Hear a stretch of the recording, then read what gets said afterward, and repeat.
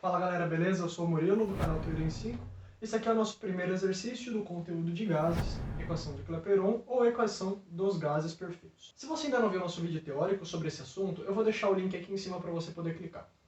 E se você tem interesse em ver mais exercícios de vestibular resolvidos e mais conteúdos desse tipo, de ensino médio e de vestibulares, se inscreve aqui no nosso canal e deixe seu curtir nesse vídeo.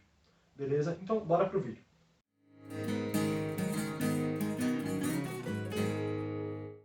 O enunciado é esse.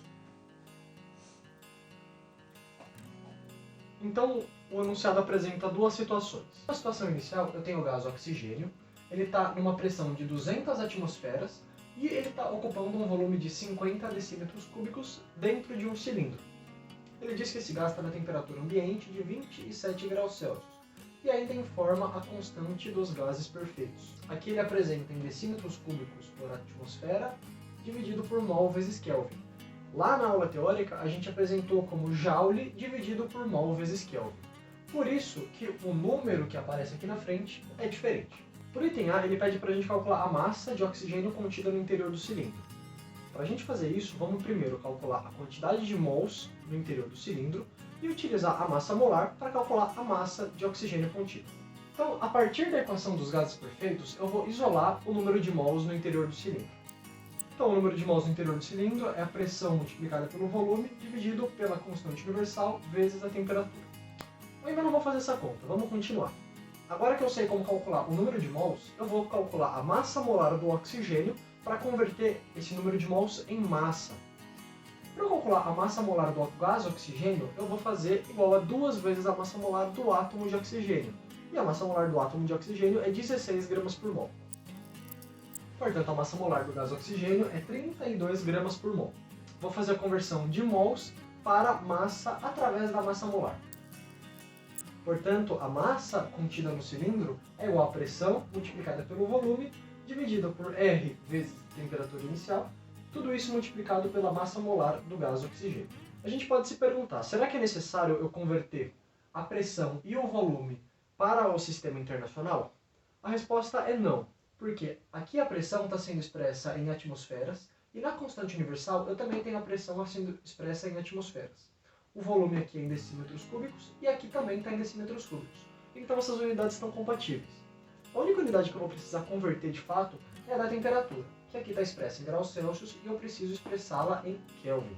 Portanto, a pressão é de 200 atmosferas, o volume 50 decímetros cúbicos, a constante universal é 0,082 decímetros cúbicos vezes a atmosfera, dividido por mol Kelvin. A temperatura é 27 graus Celsius, e eu vou precisar convertê-la para Kelvin. E a massa molar do gás oxigênio é 32 gramas por mol.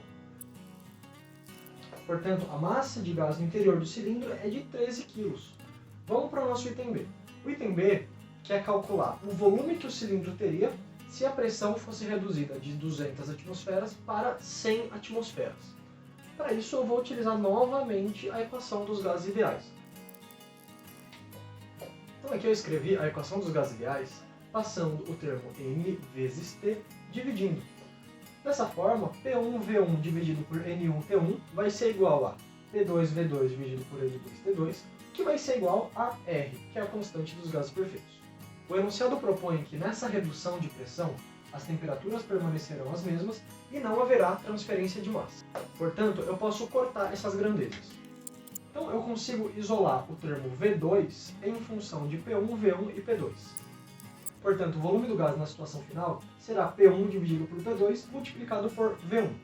A pressão inicial é de 200 atmosferas, a pressão final é de 1 atmosfera. O volume inicial a gente sabe que são 50 decímetros cúbicos. Portanto, o volume final ocupado pelo gás será de 10 metros cúbicos. Um comentário para ser feito é o seguinte. No item A massa que eu calculei ela foi calculada em gramas, porque aqui a massa molar está expressa em gramas. Então eu precisei converter ela para quilos.